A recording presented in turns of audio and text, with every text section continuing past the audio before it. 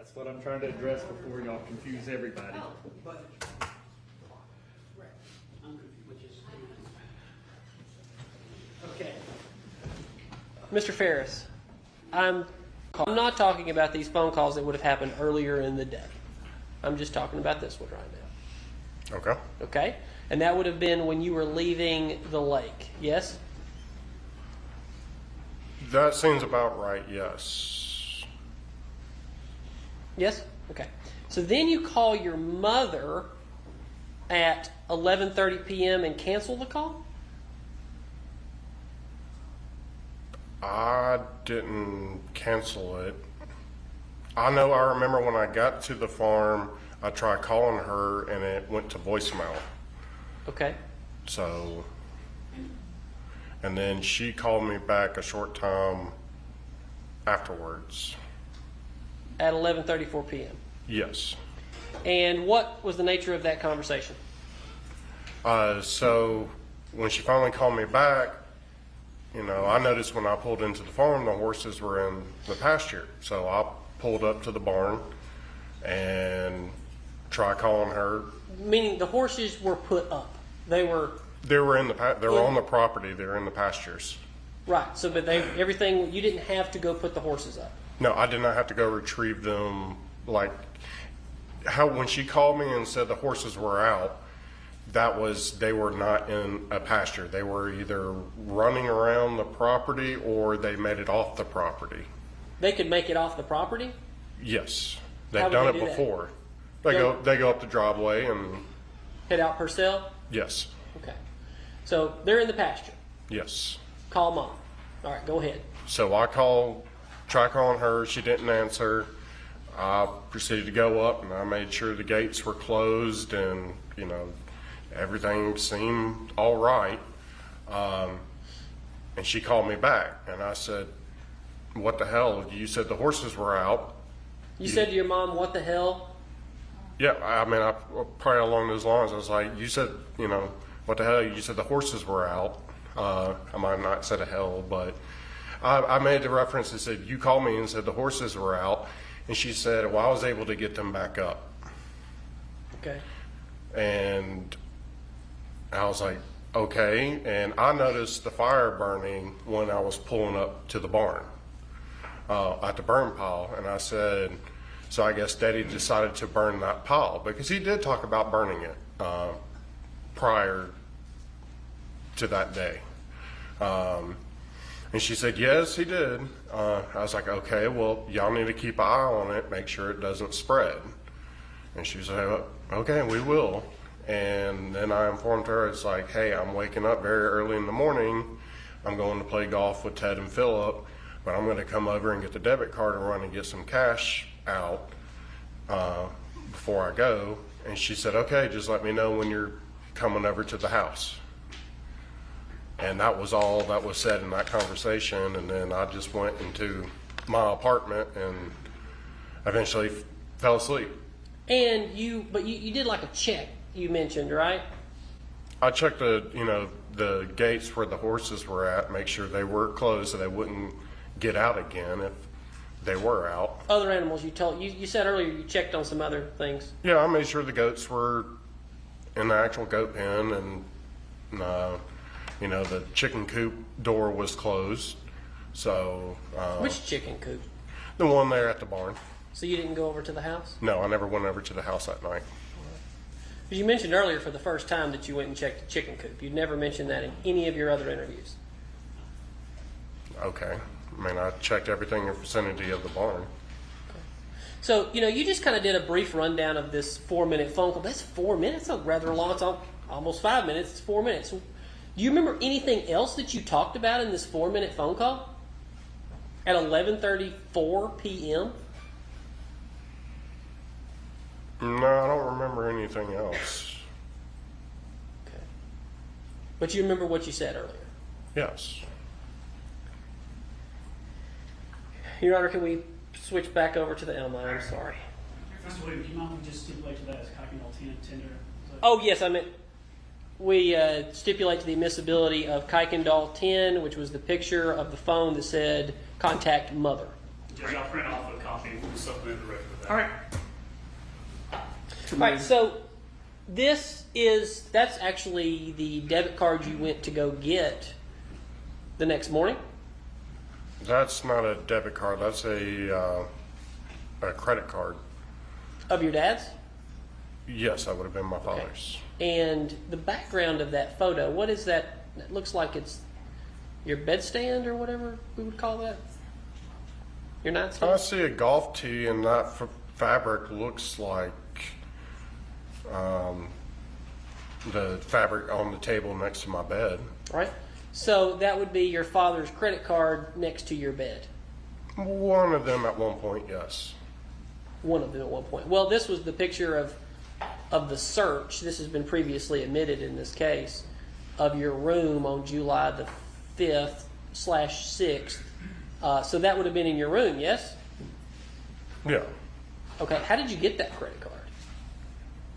I mean, that was one of the many cards that we used. That might have been the one at one point that I had that my dad got a new credit card, so it was no longer operable. So I guess I never disposed of it. But it's valid through 0420? Yes, the date on it. Right. But he would have kept it in his wallet, yes? If it was in use, yeah, either I would have had it or he would have had it. Well, here's my thing, Scott, and I want you to help me figure this out.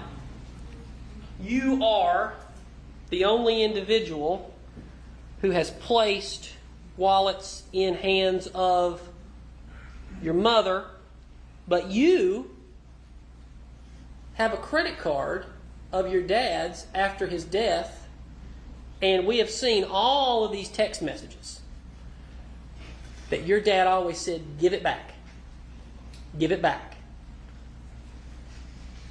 Why'd you have that card?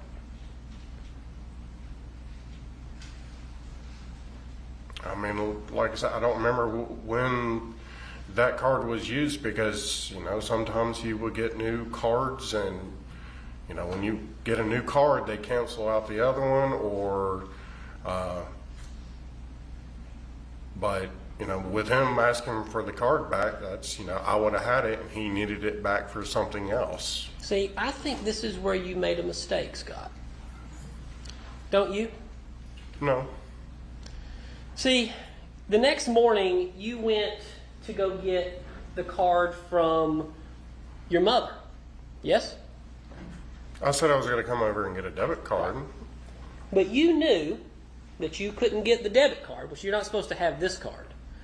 But you knew that you could not have gotten the credit card or the debit card from your dad because you knew your dad was dead at that point.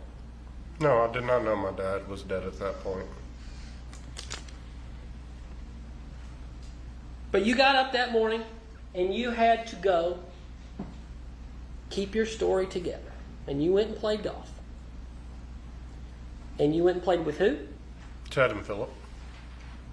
And y'all went over to what golf course? Hampton Golf Course up on 400. And you played till about 11:30. Yeah, right around there. Would it, now your friend, he came to testify yesterday. He mentioned that you looked tired. Then he said everybody looked tired. So do you think you looked tired though? When you went? Oh yeah, I mean, we had a very early tee time. Okay. So then how did you get over to the lake? I drove the truck from the golf course up to the lake house. And how long were you at the lake? Several hours until Ted and I decided to go to another friend of ours' pool party at our apartment complex. And at this point, I imagine you were very nervous, were you not? That day, no, I wasn't nervous. Okay. And you came back that evening at some point. What time? Back to The farm? The farm. Yeah, I came home to, take care of animals. It was still daylight, so if I remember right, it was maybe somewhere around 8 o'clock-ish. I mean, it was still daylight outside. Did you, you saw Ella? I mean Addison, I'm sorry. You saw Addison and Cameron, yes?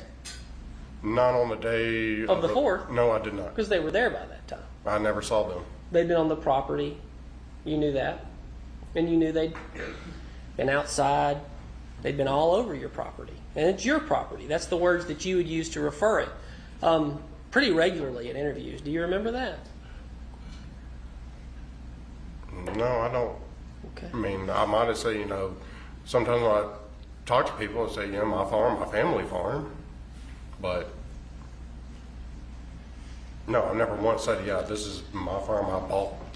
And so you saw Addison and Cameron, and you began to panic a bit, did you not? No, because I never saw them. All right. And when did you go to bed that night, or did you? I did go to bed that night.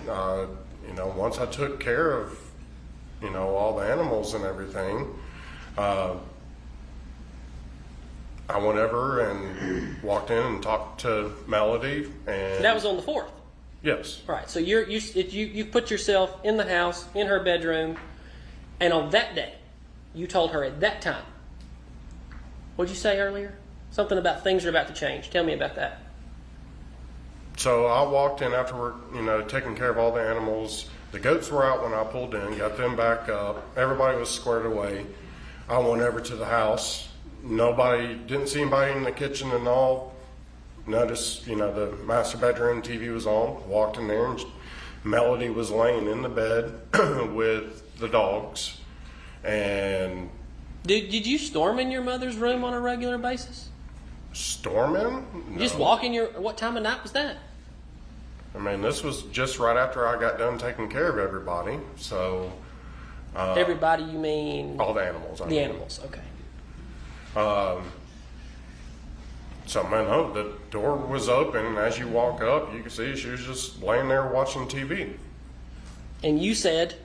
And I walked in, I go, why were all the goats out in the pasture? And she said, your father let them out.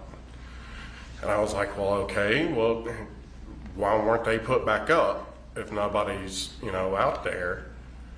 And she was just like, I don't know. I was like, well, y'all are going to have to start doing this because at some point I'm going to be pursuing a job in law enforcement and I'm not going to be able to be here to do this kind of stuff. So y'all got to start taking some responsibility of the animals. And she was like, okay. Did anybody else ever hear this conversation besides you and your mother, allegedly? No, because she was the only one in the room. Right. So you told law enforcement this conversation? Yes, because that was the conversation that happened. You've told the jury this conversation? Yes, because that was the conversation that was had. But that's the time you told. That's the time you decided to tell your mother that I'm pursuing law enforcement and I'm getting out of here, guys. No, they knew that prior to it. I've always, said it. I've always made comments here every once in a while that y'all got to learn how to take care of these animals. And I think that's another mistake you made. I'm going to object. He can't make comments under I'll rephrase. 103C. He's got to quit making statements in his questions. It's improper. Do you think that was a mistake? Do you think that was a mistake you made? No. Okay. And then you went back to your apartment. That's your Yes. testimony that evening. Yes. What did you do over at your apartment? Laid on my couch and watched some TV and kind of relaxed and then went to bed. Do you remember what time? No, I did not. Were you beginning to panic at that point? No, I was never panicking. Because no one had looked for your father. At that time, I was unaware that anything happened to my father. There was no reason to panic for anything. And the next morning, you woke up and what did you do? So the next morning, woke up, had my morning coffee, took care of the animals, I was planning on going to get my hair cut and was going to meet Ted at the Get some golf clubs made. I was going to get into a simulator, computer simulator, and swing clubs, and they would have been able to give me a printout of what type of clubs I needed to get and stuff like that. I wasn't going to purchase golf clubs then, but I was just getting into the simulator. That was the plan. But when I was leaving out to go do that, I saw Amanda's vehicle up at the house, so I decided to go say hey to her really quick. And she was there to get Cameron, I believe so. Chad's daughter. Yes. And you'd met Cameron before, yes? Yes. Okay. And that's when you walked up. I mean, surely, were you not terrified that no one had realized yet that your father was missing? And once again, I had no clue anything happened to my father. Right. That was not part of your plan, correct? I never had a plan. You walked over and saw them sitting there talking. And what did you say? I walked up and immediately I was asked if I knew where my father was. Okay. And what did you say? I said, no, I haven't seen him. What do you mean? They're like, well, we can't find him. And then there's the window into the garage. I was like, well, there's his Mercedes, the RTV sitting right there. He's got to be here. All right. Where'd you go next? Back to the barn? No, not at that moment. Eventually, I had to go back up there to try to start searching for him. But we tried to figure out where he could have possibly gone. And you testified earlier that you went down towards the burn pile, yes?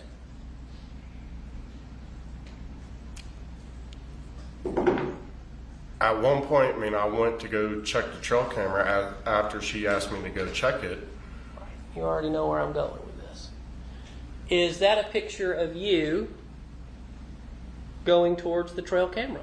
That would have been, yes. All right.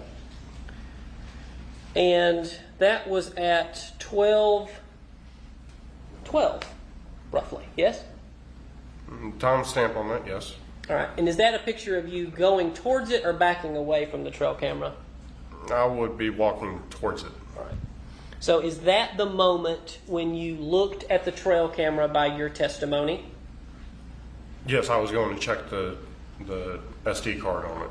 And then you deleted it at that point, right? I think your word was habit, yes? I checked what pictures were on there, and then, yes, out of habit, I deleted it. I didn't see anything out of the, normal. I went to go, the sole purpose of me going to look to see if my dad might have walked in front of it to see if he could have walked down that way. That's why she asked me to go check it to see if there was anything on it. But you deleted it at that time. And Yes. did anybody else ever hear you, did anybody else hear this conversation between you and your mother? Amanda was there, I know that for sure. Okay.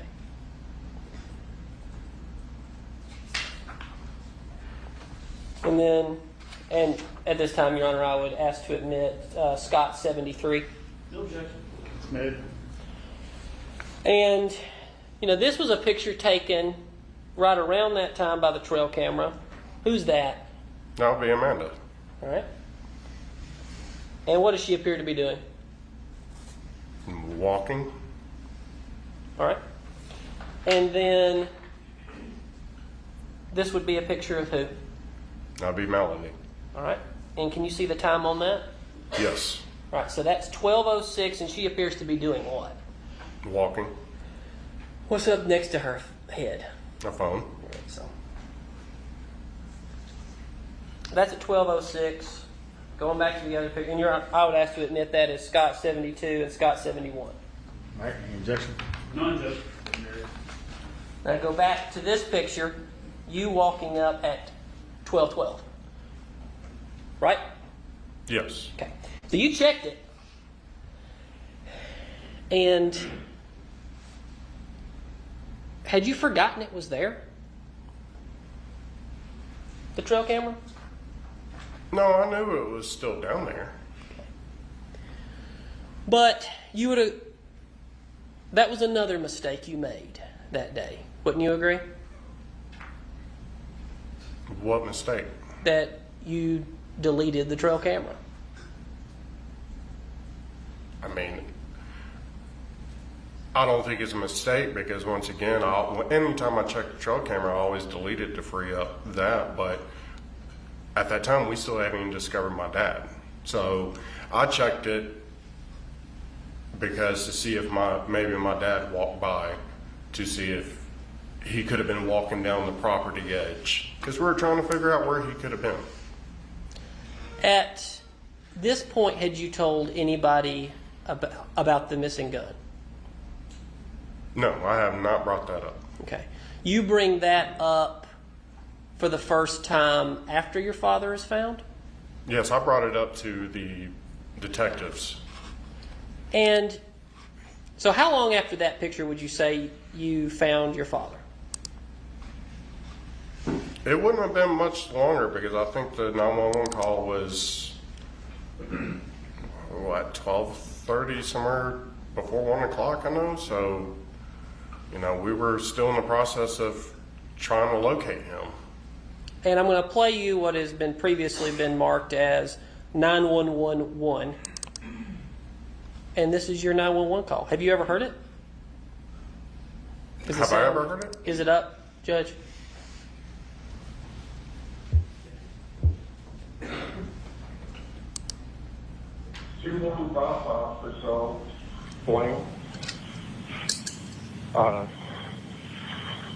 My father has come up missing, and we just searched the property. It's a small farm, and I just found something near the farm that doesn't. He was burning brush. Now there's stuff in the fire that it could be him. I don't know. All right, sir. What's Purcell Lane run off of? It's right off of Birmingham Road. You said 2155 Purcell Lane, that's correct? Yes, sir. Okay, what is your name? Scott Farris, Farris. What's a good callback number for you, Scott? 404-861-2667. How old is you said your father? Yes, sir. How old is he just turned 68 on the 68, yeah. 68, okay.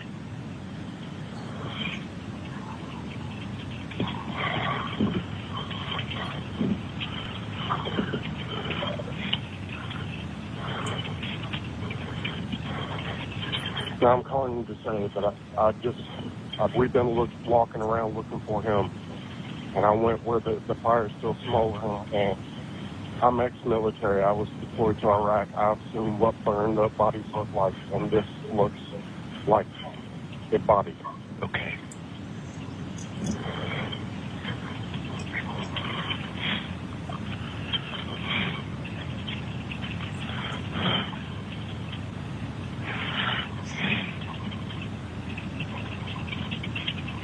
All right, sir. I've got him on the way out there for you. I'm going to send the police and the fire department out there. Just try and leave everything that you can, the way you found it down there, and we've got them on the way out there for you. Okay. Okay. Okay. Is there anything else I can do for you, sir? No, that'll be it. All right, sir. Thank you. All right. Bye-bye. Bye-bye.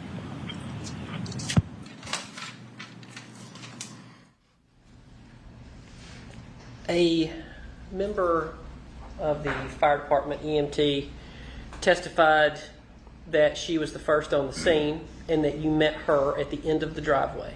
Do you remember that? Yes, that's correct. Okay. And you, after you did that, you looked up at Chris and you told him to get those kids the F out of here. I believe that's what he testified to. You just said, get those kids the F out of here. Right? Yes, along those lines, I told him to get those girls away from there. And you testified earlier that when you were there, everybody was there, but your mother was right here above you. As y'all were looking. She was literally right next to me. Yeah, well, I believe you said right here above your shoulder, somewhere in there. I don't recall. She was next to you, okay? All right. She said she was right next to you. What was she doing when you reached down and grabbed your dad's skull? she was looking at the same thing I was looking at. You testified to something earlier that caught me off guard. You said you saw blood vessels. Do you remember that? Yeah, when I vividly remember seeing it, and I mean, what it appeared to be like little lines. I don't know if they're blood vessels or what, but it didn't look like a rock to me. So it made me, I grabbed a very small corner of it and turned it over and saw the teeth and eye sockets and immediately put it back to confirm. And you went and met the EMT, and you told the EMT over and over again that you knew what burned bodies looked like because you'd been in Iraq. Just what you said on the 911 call. Yes. Okay. And did you pass Amanda on the way? From after I called 911 and started heading up to go meet them, yes, Amanda was standing in the driveway. Okay. And is that when you told them about the missing revolver in the basement? I never told them. You never told them about the missing revolver in the basement? Amanda, no. You told Chad, didn't you? No, I never told Chad. Okay.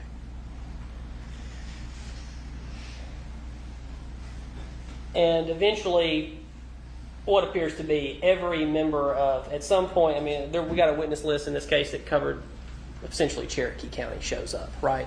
All of Cherokee County law enforcement, EMTs, fire department, everybody shows up on this scene. Sorry. And within minutes, you went and spoke to Detective Kuykendall, yes? You remember him? Tall guy. Nice guy. Yeah. Always would apologize before he had to ask you a question, or anybody a question for that matter. Remember him? Not him. The other guy. Tall guy. Yeah, I mean, You got in the car with him. yes, I got in a vehicle with 3 other people. One person was in the driver, 2 in the back, I believe. Okay. And is that the first time you decided to tell? That was the moment you chose. You got a hold of Kuykendall and you told him about your immediate suspicions of your mother and that a gun was missing. Do you remember that? Yes, I told him that I found a gun several weeks prior, and for them to search that house and try to find it, because I didn't try to continue finding it. I only checked that one drawer. So I told them to search the rest of the property. So when did you search? Oh, sorry, I missed that. When did you say you searched the house looking for that missing gun? Because you were looking for the missing gun before you talked to Kuykendall. No, when I went down to go check to see if my dad's CPAP machine was there and if his shotgun was there, that's when I remember that gun being in that drawer. So I just went over there to check to see if it was still there. It was not there. And that was before you told Kuykendall or Yeah, Amanda? that was before we even found my father. Before you found him, Yes. you were looking for a missing gun. Because I remember that gun being there, and I just wanted to make sure if that gun was still there or not. Okay. So you told Detective Kuykendall, and you love law enforcement, yes? Like you want to be law enforcement. Yes, You said I- you tried even after this to be law enforcement. Yes? After what? After your father's death, you tried to get into law enforcement. You testified to that earlier. Yes? Not after all this happened with my father, because I was told that I wouldn't be able to do anything because I was considered as a suspect in an investigation. Who told you that? I don't remember who told me that, but I was just kind of informed on that, and I mean, it's kind of a no-brainer if I'm going through such a traumatic event and all. I mean, I don't see how a law enforcement will hire me on and when I'm being investigated for this. That's valid. So you then told Kuykendall, from that moment on, they were looking for a gun. Now, when you went into the basement, did you see any blood? Yes, I noticed one drop of blood. Where was that drop of blood? It was heading towards the stairway, kind of the small narrow point between a wall and the bar.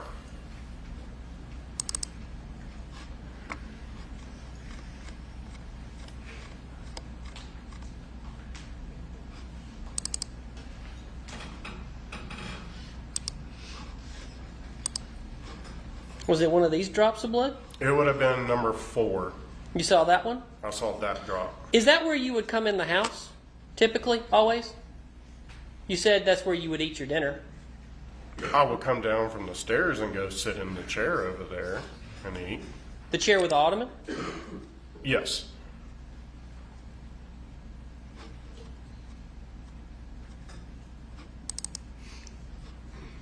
This chair? Yes. Where that bullet is? Do you see that bullet? Have you ever seen that bullet before? No, I've never seen that bullet before.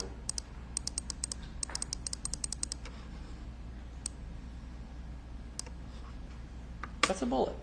And you've never seen that in the basement? No.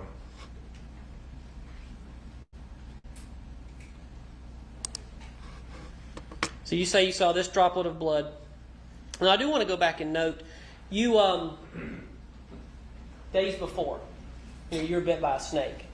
And it sounds that you enter and exit through the basement door, or the American doors, as Mr. Fogus puts it. Would it not have made sense that you entered through the basement and gone up the stairs to get the iodine there? I never would have entered through the basement. If I ever came over to the house, I came in through the garage or the front door.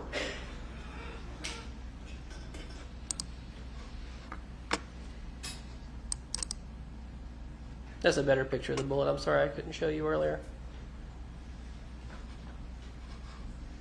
Do you know what kind of bullet that is, sir? I know you do. There's different types of like rounds and how they expand and all, but I've seen something similar to that with it. What is that part right there? It appears to me the plastic, because I know I've seen rounds that have like a reddish or green plastic in the bullet, and that could be range from 9mm to 45 caliber and so forth. Right. And 38s? Possibly, yes. Sure.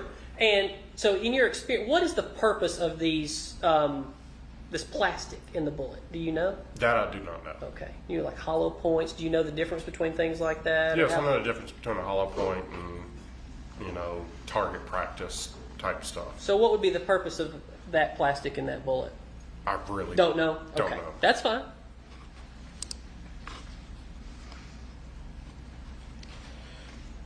But as you walked up the stairs, you saw no other blood, yes? No, I saw no other blood. So, and at the top of the stairs, you saw no blood in the dining room. I'm trying to find the picture of the dining room. Here we go.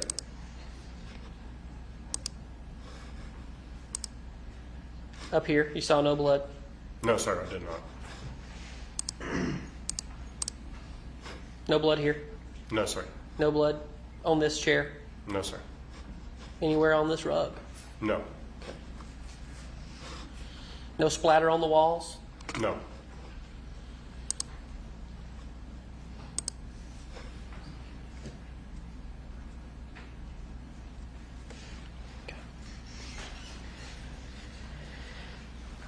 And you then continued to tell the story of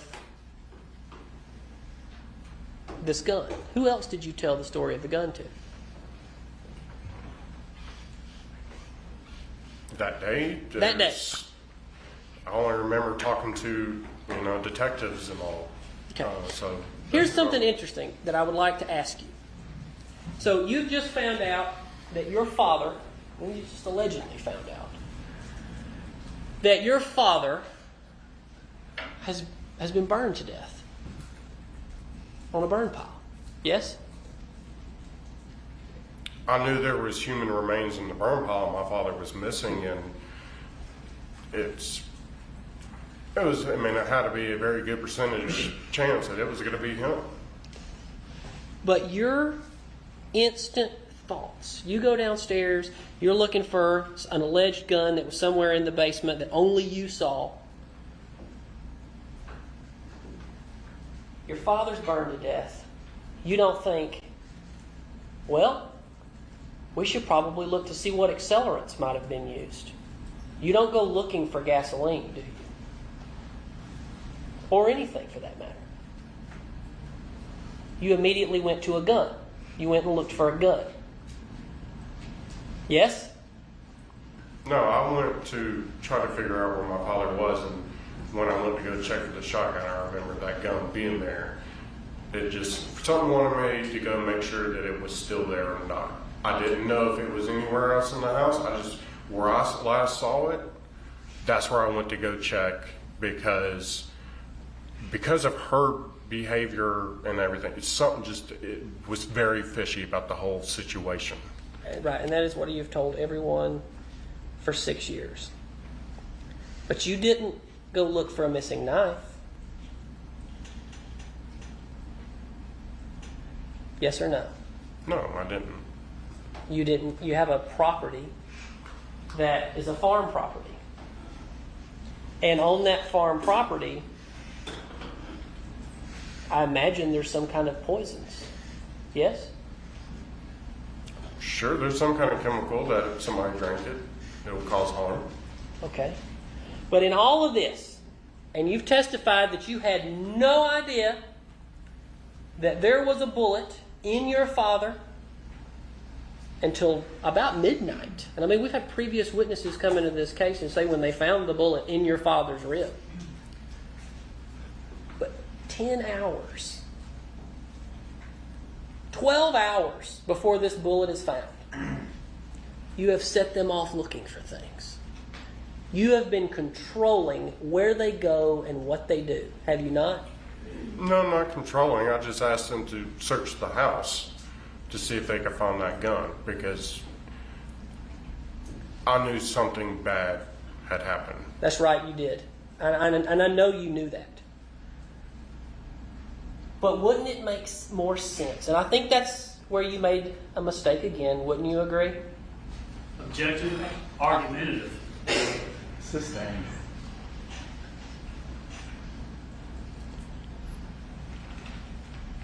You didn't go looking for anything else that possibly could have caused the death of your father.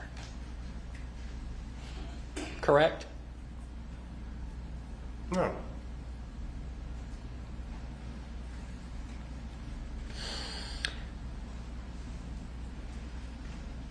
You were interviewed many times in this case. Yes? Oh, yes. How many times do you remember? I've lost count. Over couple of years, there was multiple times. And you would agree some of them were very lengthy interviews, yes? Oh, yes. You would agree that Detective Hayes and Detective Kuykendall believed you.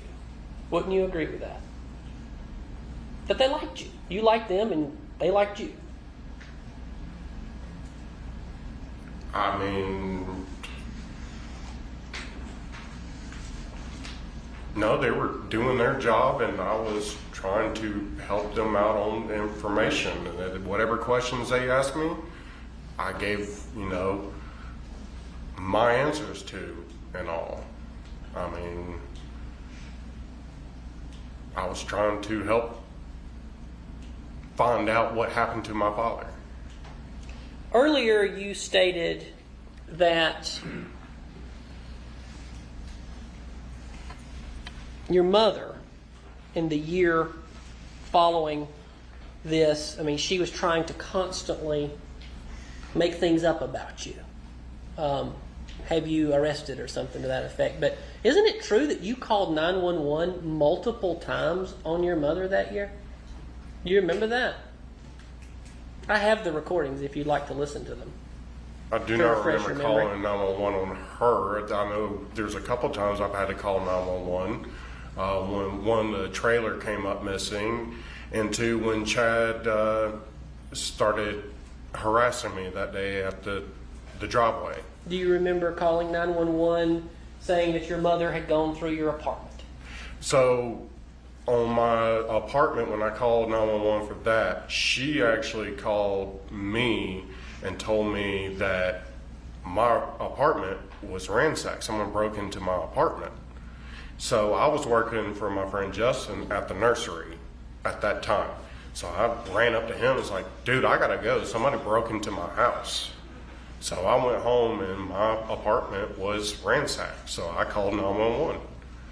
And there was accusations at one point that you threatened your mother over that year. Do you remember that? 2019. After we've moved on from the 5th.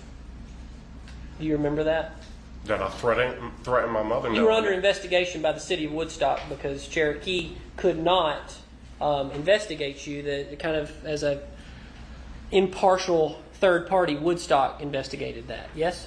Do you remember that? Yes, I remember having to go out to Woodstock Police Department and talk with them. They said I threatened her, but that never happened. Okay.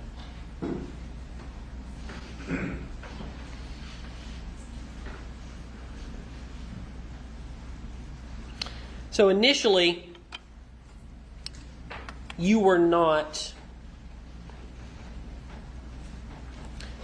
Michael, can we get it so that I can play the video? The Facebook video. Plug it in right here. These are the Facebook videos, Jeff, What did you give us? that we gave you. Yes. No worries. Do you have any objection? No.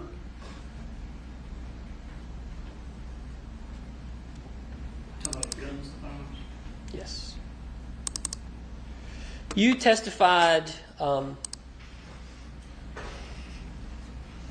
have made multiple statements that you did not have handguns. Yes? On the property? I told what handguns were, and you've shown a picture of the one I knew of. Okay. I'm going to show you some Facebook videos. And Judge, we will have to mark these, I think, later following this as far as Scott exhibit. But I'm Just stipulate whatever number they are. okay. Jeff, AR-15, do some tactical shit.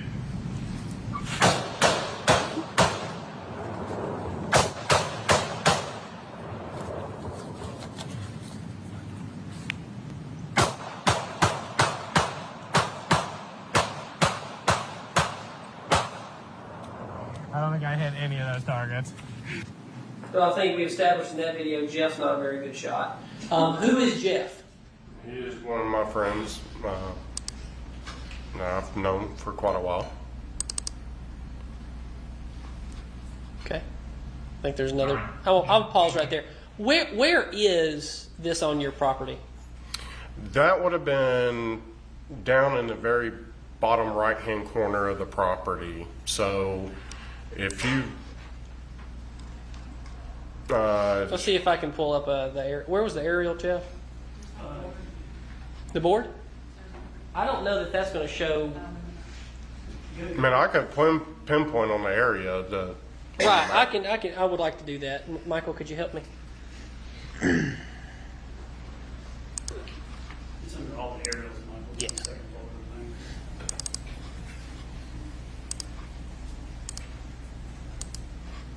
How about this? So where? Okay, move the mouse, go to the dam on the pond. Okay. Keep going up towards that corner. No, the other way. So yeah, you would have to gain access there, and then if you go left, keep going left. Along this fence line? Yes, sir. That's the edge of the property. So eventually, right. But doesn't it turn and come back up this way? Yeah, so down right in there is where the two property lines meet. So up in this corner somewhere. Yeah, so it's going downhill into a creek. And it starts going back uphill. So you have trees and everything. No houses back there.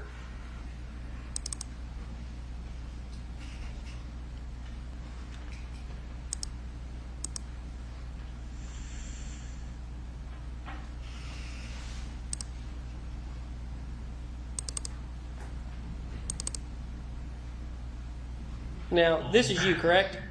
Yes, sir. Okay. Same day? Yes. This is your Facebook. Mm-hmm.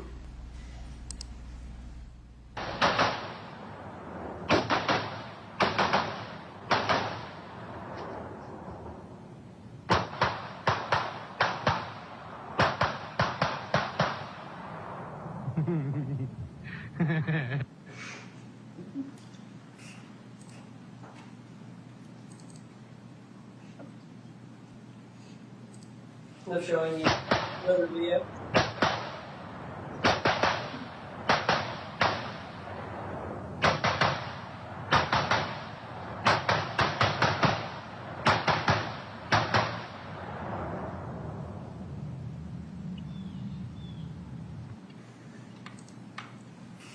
So those videos, the second one you would say that you were just using would that have been an AR-15? Yes. And the first video you had an AR-15 and what appeared to be a handgun. What type of gun was that? That was Jeff's gun. I really want to say that was a 9mm. I'm not 100% certain on what caliber it was, but both those guns were his. And those would be a form of shooting, tactical shooting. Yeah, I mean, the way I was doing it, yeah, that had a lot of, my training on how I would shoot. Just the terrain that we had and what I was wearing, I wouldn't call it very tactical. But yes.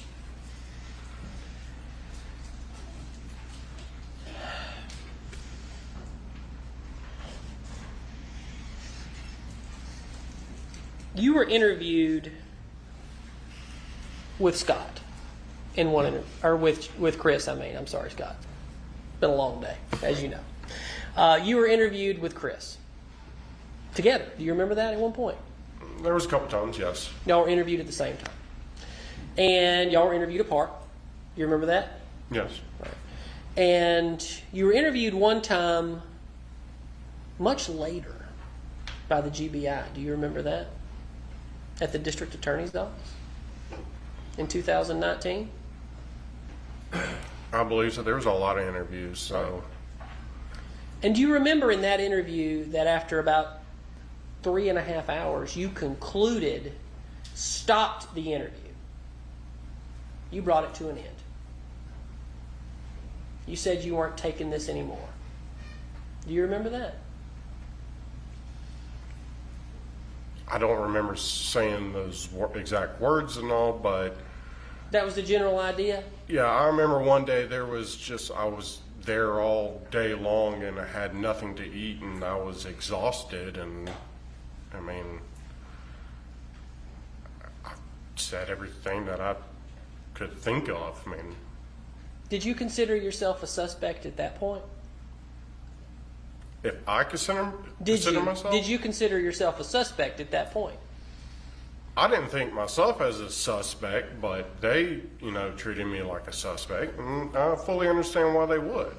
And but it was a different investigator. You'd always dealt with Detective Hayes. Yes, I've dealt with a lot of different people during this whole situation. Would you say that the most person you've dealt with is Detective Hayes?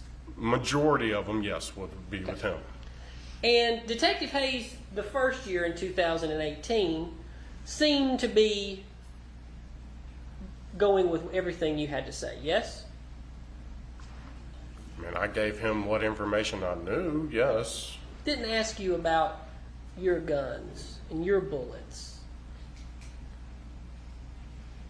I mean, he asked, I think I remember him asking me about what type of guns I had and everything like that. And I'll get to talk to Detective Hayes about that in a number of days. But you remember in 2019, well over a year after July the 3rd, 2018. You remember then, that's when they started to really look at you. Yes, you remember that. Talking about the bullets. That's when they went back out to the property and combed it for your bullets. Yes? They asked me if I ever did any shooting, and I said yes. I always had friends over, and they asked, well, can you show us where that area was? I said, yeah, babe, more than happy to. So I took them to the area that we always did shooting. And I think they might have asked if they've ever seen Melody down there, and I, told them I don't ever really remember her being down there. But yeah, I told them where we used to go shooting at, and they asked if we ever did it anywhere else, and I said, no, that was majority of it right there. It was the safest place to shoot. Okay. And then, ultimately, the GBI did interview you months after that Hayes interview. Totally separate and aside from the Cherokee County Sheriff's Office. You remember? Yeah, I remember there's some point, like I said, there was a lot of different people who interviewed me. You're aware that a .357 can shoot a .38? I said that right. .357 can shoot a .38. No, I'm not aware of that. You're not aware of that. Multiple times you've testified made statements through the year. You didn't have revolvers, but you did have a revolver once upon a time, did you not? I had my grandfather's revolver at one point. It was a .357 revolver. Right. Long barrel, Yes, I took it with me down to Fort Benning because I did deer hunting and hog hunting down there, and I wanted to use it to hunt hogs with. And I believe you told Detective Hayes in 2020 that it was stolen from you when you were down in Columbus, when you lived in Columbus. Yes.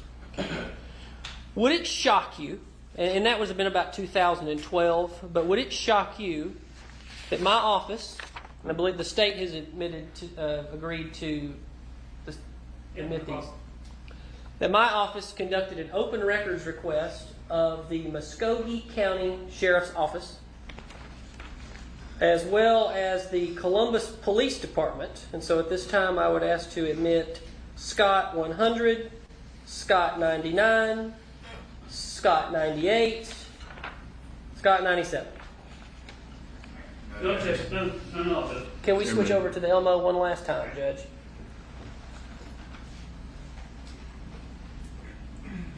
So you told Detective Hayes that you had a .357 stolen, and he was asking you all this information, and I don't believe it was followed up on, but I did it. And here's what I found. After we requested from both law enforcement institutions down there, Columbus Police, from a date range of 2008 to 2015, specifically we are looking into an incident where a .357 Magnum or other firearms belonging to Scott Walker Farris were reported stolen. We are requesting copies of any incident reports, 911 recordings, transcripts, CAD reports, any and all records is what we asked for. I signed it at some point. But we sent it off back in September. And we received an email within days that there are no records in our system for Scott Walker Farris. Gave him your date of birth at all. So we doubled up and we looked with Muskogee County. And would you believe they found no records either? And they told us to contact the Columbus Police Department. So I'm going to ask you this right now, Scott Farris. That gun was never stolen, was it? Yes, You it made was. no report, did you? No, I called so we came back from the field. I lived with two other guys. We came back from the field and our house was ransacked, and we called 911. And at the time, he said, have you noticed anything missing? I was like, I don't know. We have to go through the house. And once I was able to, put my house back together, he gave us his number and all, and he said, if you find anything missing, let me know. And so I called him and told him that I had a 9mm and that 357. I don't have any VINs on them or anything, but I can't find them now. And then my roommates told him about some of their stuff that was taken as well too. So you say all that out. But there's obviously no record of it. And you know a 357 can shoot a 38 special. And that gun was not stolen, was it, Scott? I do not know that a 357 can shoot a 38. I don't see how that's even possible. And I did file a report. I called the police when our house was ransacked, and they came out and, did their part. I have people who witnessed that were a part of it. And Scott, you know that there was no gun in that basement in your mom's house that she would ever allow to be around those children. You know that. Yes? I saw a gun down there. But in fact, you did still have a 357. Yes? That gun that was clearly not stolen, there's no record of that. You lied to Detective Hayes. You're lying now to that jury. Objection, Your Honor. This is purely argumentative. This is improper, counsel. I withdraw it. No, Judge, I object. It's purely improper. I was going to let him answer it. Well, then I'll answer the question. And what was the question again? How about I do this? You used that 357 to shoot your father, did you not? No, because I never shot my father. And that 357, I don't know where it is, but you went to Lake Lanier the day after you shot your father, did you not? You went to the lake, yes? Yes, we went to the lake after playing golf. Did you throw that 357 into Lake Lanier after you shot your father? No, because I have not seen that 357 since 2012, I think it was, when my house was broken into. And did your father, in fact, confront you that evening about being out again? Because through the text messages, we clearly have seen that you're constantly hiding from your father to go play golf, to go hang with your friends, and not do your job. And he was always controlling your money, yes? No, he wasn't controlling my money. Did you shoot him at the barn, Scott? I never shot my father. Did you take that bullet and put that bullet in the floor in your mother's house? I never knew of that bullet. You would agree with me that it's absurd that there is no blood of any serious measure of your father's in that house consistent with being shot in the house. Yes? I haven't seen the evidence amount of, the only picture of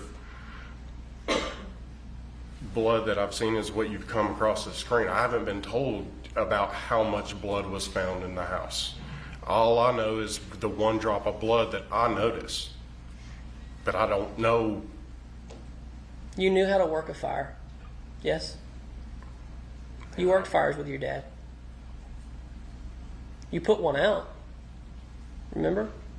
You went in there and you stuck your hand through the wall and you were trying to put the fire out in the wall years before. You remember that, yes? Yes.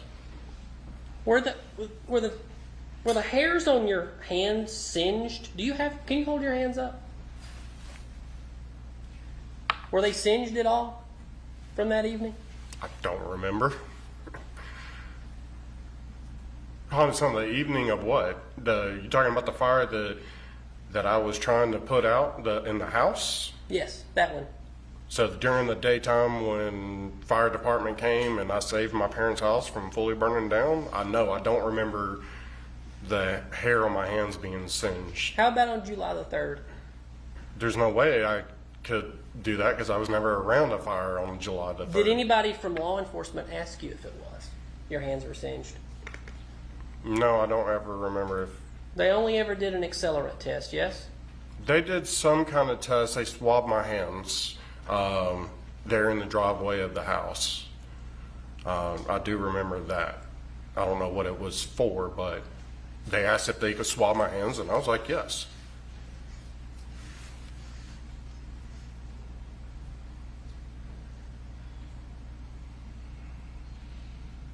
You are how tall? 6'6", I know. Could you stand for the jury, please? Sure. And how much do you weigh? Currently I'm about 280. You can have a seat.